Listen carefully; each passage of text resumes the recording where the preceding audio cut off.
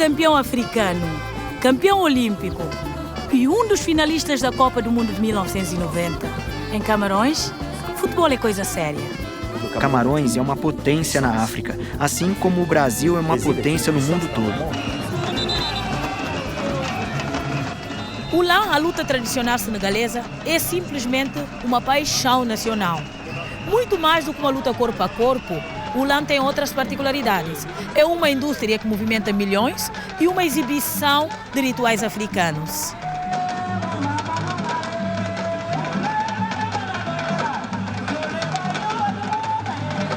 A recompensa era uma vitória, era bem simples. O prêmio era o arroz, o bilhete.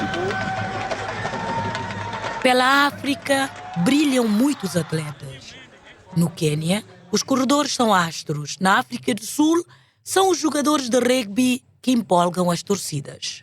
Esportistas que são astros em seus países, mas que dificilmente conseguem a atenção da mídia tradicional. Para eles, esporte é mais do que um lugar no pódio. É cultura, tradição e, é bom lembrar muitas vezes, é também uma questão de poder. Os africanos e suas culturas têm potenciais e aptidões para esportes que nem sempre fazem parte dos hábitos e preferências de países não africanos. Alguns, como o lã que você vai conhecer hoje no Nova África, até lembram outros tipos de lutas, mas têm regras e técnicas muito diversas das que conhecemos. A África e seus esportes são o tema do programa de hoje. O Nova África está começando.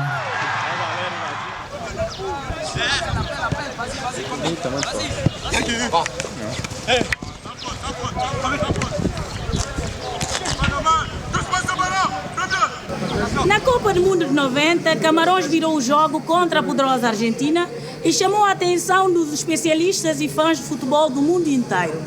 Mais tarde, os Leões Indomáveis viraram a atração ao vencer o Brasil e ganhar a medalha de ouro nas Olimpíadas de Sydney de 2000. Mas a fama dos Leões Indomáveis no mundo inteiro não mudou muito o panorama do futebol camaronês. O povo desse país é fã do esporte que ainda tenta se organizar internamente de forma profissional. O Cameroun a toujours été populaire, même avant ma naissance, je pense. O futebol sempre foi popular em Camarões. Um dos motivos é que nós sempre tivemos equipes que ganhavam a maior parte das competições africanas. Ganhamos a primeira Copa da África e a primeira Copa das Nações Africanas em 1985. Fomos o primeiro país a ganhar 2 Copas no mesmo ano, em 1979. Durante todo esse tempo, a paixão dos camaroneses pelo futebol foi aumentando. De repente, os Leões Indomáveis começaram a ganhar jogos e competições. Nós somos a equipe africana que mais participou de Copas do Mundo e ficamos nas quartas de finais em 1990. Então, depois de tudo isso, somos obrigados a falar bem do futebol camaronês. Nós temos também 2 grandes embaixadores, Roger Milá, que participou da Copa do Mundo de 1990 e que deve ser bem conhecido por vocês no Brasil, Samuel Eto'o, que faz parte da galeria dos melhores jogadores da história do futebol moderno. Tudo isso fez com que o futebol sempre fosse muito popular em Camarões. Mesmo que hoje nossa equipe não esteja ganhando muitas competições, nós sempre tivemos jogadores que levavam as pessoas aos estádios de futebol para verem como estava o futebol camaronês. Il y a toujours des éléments qui font que les gens ont envie d'aller au stade ou bien essaient de savoir ce qui se passe dans le football. Jean-Paul Akono foi o técnico da seleção de Sydney em 2000. Ele conta que, naqueles dias, Camarões tinha uma equipa de jogadores maduros, muita determinação e foco absoluto na medalha olímpica. O futebol nos Jogos Olímpicos, para nós, tem a mesma importância que a Copa do Mundo. A única diferença é que os Jogos Olímpicos hoje reúnem muito mais esportes. Todo mundo pode constatar que hoje o futebol nas Olimpíadas começa a ser comparado ao que é disputado na Copa do Mundo. Mas, como sempre digo, o esporte, seja nas Olimpíadas, seja na Copa do Mundo, inspira valores de esportividade, de fair play. Portanto, para nós, é uma medalha muito importante. Vocês são do Brasil e creio que vocês não vão me desmentir quando digo que o Brasil corre atrás dessa medalha de ouro olímpica no futebol. Infelizmente, vocês ainda não conseguiram. Creio que sua melhor equipe foi aquela que jogou contra nós nas quartas de final. Essa equipe era capaz de ganhar a medalha, mas, infelizmente, vocês se encontraram diante de Camarões, um time que tinha ainda mais vontade de ganhar a medalha. E eu acredito que foi por isso que nós os eliminamos nas quartas de final. A população ficou muito orgulhosa de seus jogadores, orgulhosa pelos indomáveis, porque aquilo era o verdadeiro futebol, porque eram jogadores que iam para o campo para jogar futebol e defender Camarões. Eles não estavam ali só para ganhar dinheiro ou outra coisa. Eles iam para o campo pelo futebol, pelos camaroneses, por todo o povo e, sobretudo, pelo futebol africano.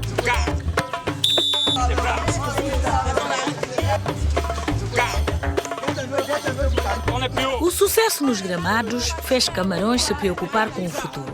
Era preciso investir num bom celeiro de jogadores.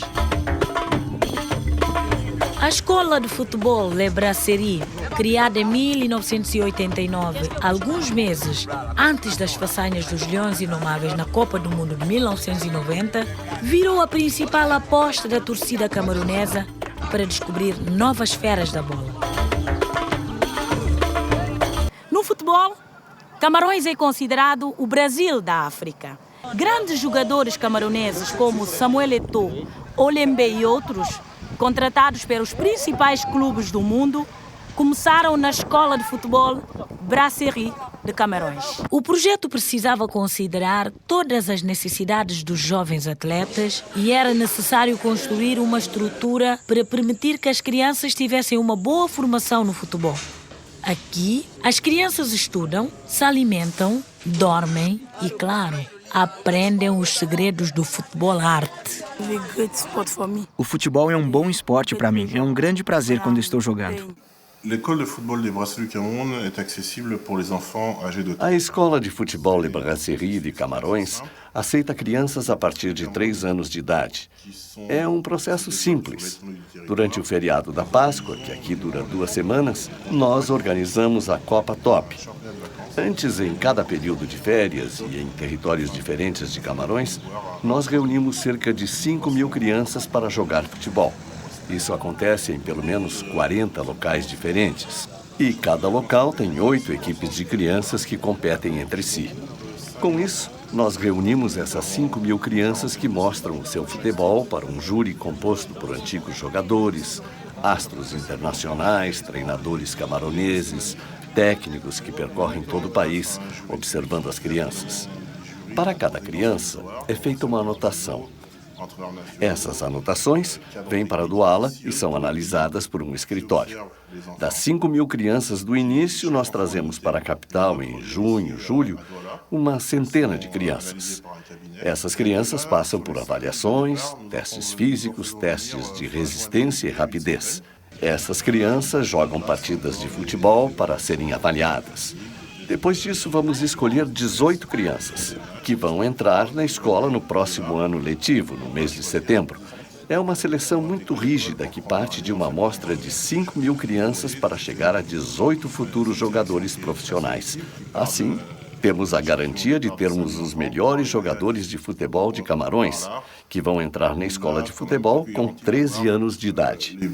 Les meilleurs joueurs du Cameroun de 13 ans qui vont intégrer l'école de foot à 13 ans. O diretor da escola lembra com orgulho de pupilos que saíram daqui para virar grandes nomes do futebol africano e mundial, como os atacantes Samuel Eto'o e Patrick Mboma e o meio-campista Olembe, jogadores que, ao lado do veterano Roger Mila, marcaram uma geração inteira de fãs no futebol, que têm os nomes deles na ponta da língua. Samuel Eto'o, Roger Mila, Samuel Eto'o, Samuel Eto'o.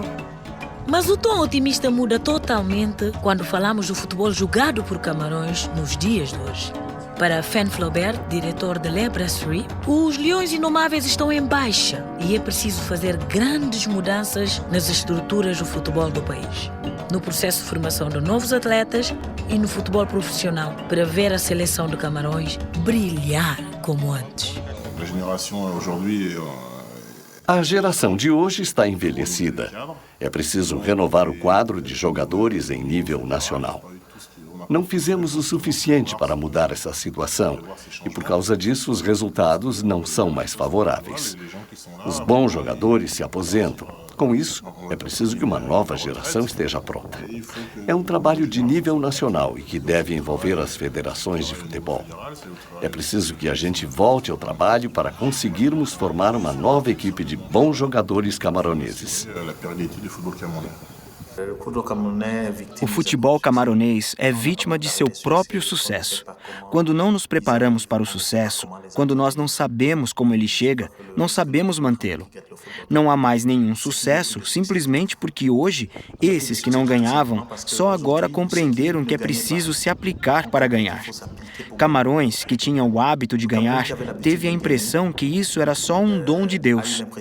Com isso, nós não nos preparamos para o que aconteceria no momento em que não ganhássemos mais. Hoje temos que admitir que o futebol de Camarões está perdido. Mesmo que ainda esteja em busca da classificação para a Copa de 2014 no Brasil, a seleção camaronesa tem grandes ambições para o próximo torneio mundial.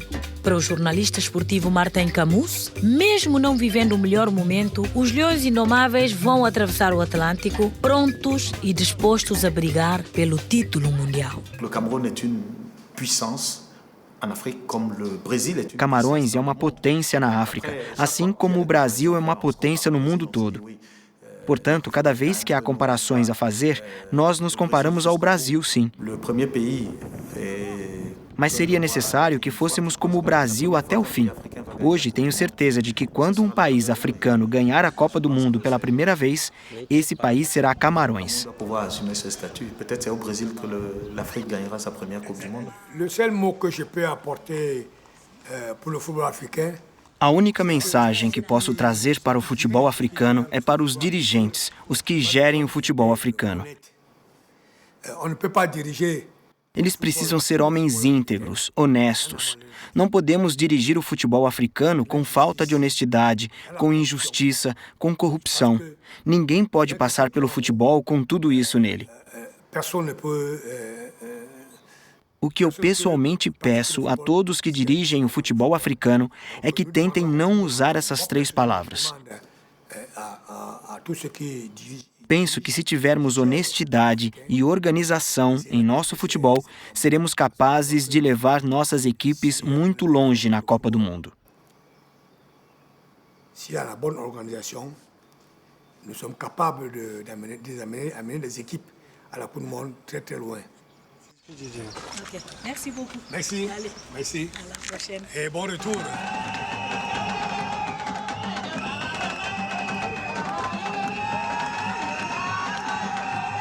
No próximo bloco você vai conhecer um esporte que empolga multidões aqui na África. O lam, a luta tradicional senegalesa, daqui a pouquinho. Não perca!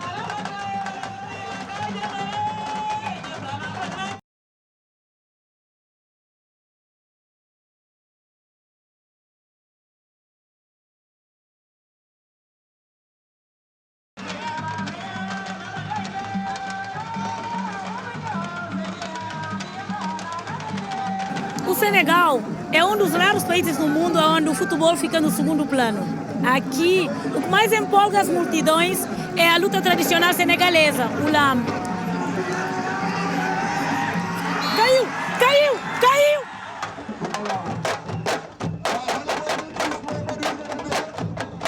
É uma mistura de boxe, judô e luta olímpica. O objetivo é fazer com que o adversário vá ao chão.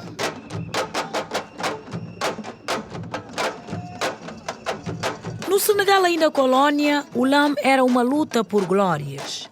Primeiro para saber quem era o melhor do vilarejo onde morava e depois para descobrir quem era o campeão de todos os vilarejos. A recompensa era uma vitória, era bem simples. O prêmio era o arroz, o milhete, ou então uma bandeira, um boi, uma cabra, ou outras coisas assim. Os lutadores estavam ali simplesmente para defender a bandeira de sua cidade. Mas com o tempo, o prestígio da luta cresceu e a disputa ganhou áreas mais profissionais.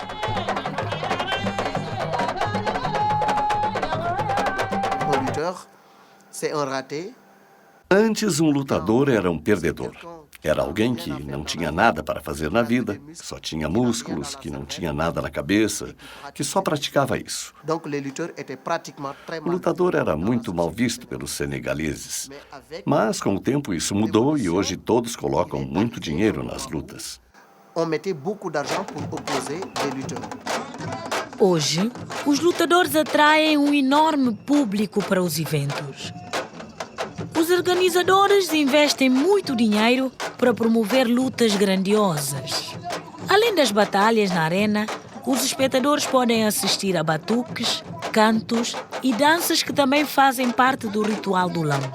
Com o sucesso e o investimento, a luta virou um grande negócio. Surgiram os promotores e os lutadores passaram a ser um produto de muito valor.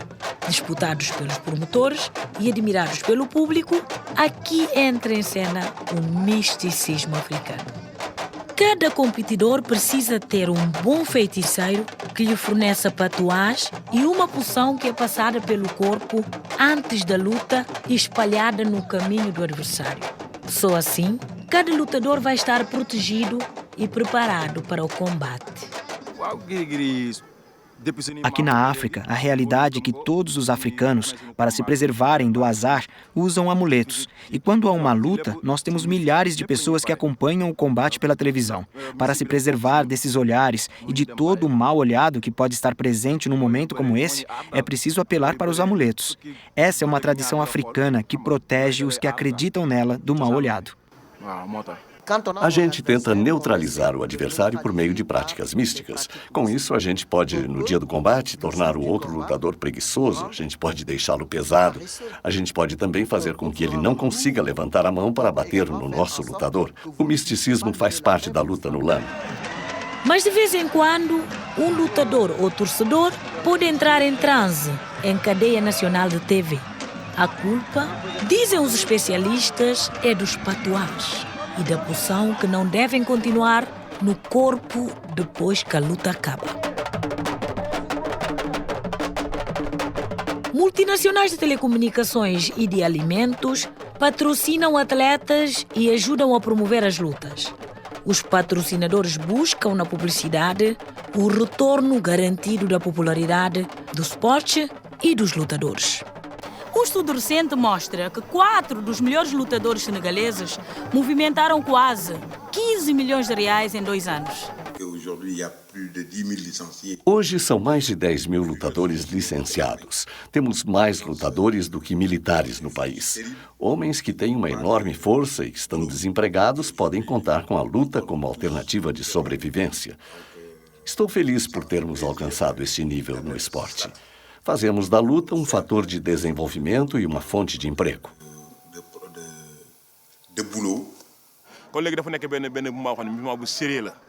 Eles fizeram da luta o seu ganha-pão. Assim como os engenheiros que trabalham em escritórios ou os jornalistas que trabalham na rádio e na televisão, os lutadores elegeram a luta como a sua profissão.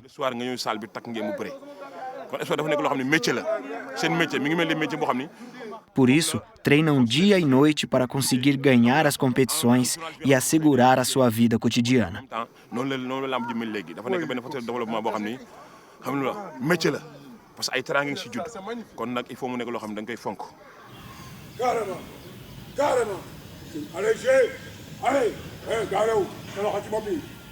Para muitos dos lutadores, o esporte é uma chance única de mudar sua própria história. Eu treino dia e noite para me transformar no rei das arenas. A luta é minha prioridade de vida. Foi o que eu escolhi para ter sucesso e para ser alguém na vida.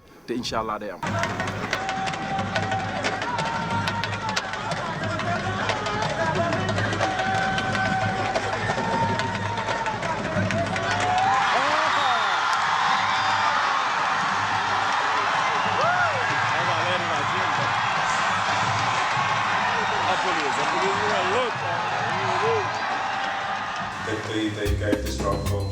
And you can't see me behind the goal because I'm the only player that... Chester Williams foi um dos campeões da Copa do Mundo de Rugby em 1995. O jogo da final entre a África do Sul e a Nova Zelândia aconteceu em Joanesburgo e parou o país. A partida histórica foi retratada no filme Invictus. Chester Williams era o único negro da seleção sul-africana. O esporte, que ainda é historicamente associado aos brancos sul-africanos, foi usado naquela final por Nelson Mandela como uma forma de unir um país marcado pela segregação.